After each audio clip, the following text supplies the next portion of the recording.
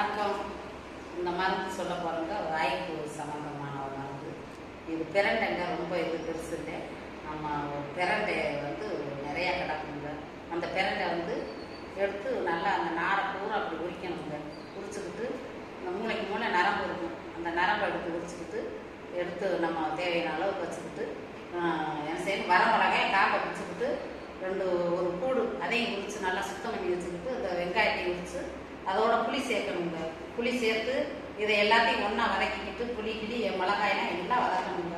வதக்கிக்கிட்டு என்ன செய்யணும், இந்த இதே பிரண்டையை அழகா வதக்கணும், தனியாக வதக்கணும். நல்லா மூளைக்கு மூளை அந்த நரம்பு இருக்கும், மூளைக்கு மூளை நரம்பு இருக்கும். அந்த நரம்பை எடுத்து வீசிட்டு நல்லா அப்படி முறிச்சுக்கிட்டு அப்படியே வதக்கினோம்னா நல்லா சுருண்டுரும். சுருண்ட பிறகு கொஞ்சம் கருவேப்பிள்ளையோட சேர்த்தீங்கன்னா ரொம்ப டேஸ்ட்டாக இருக்கும்.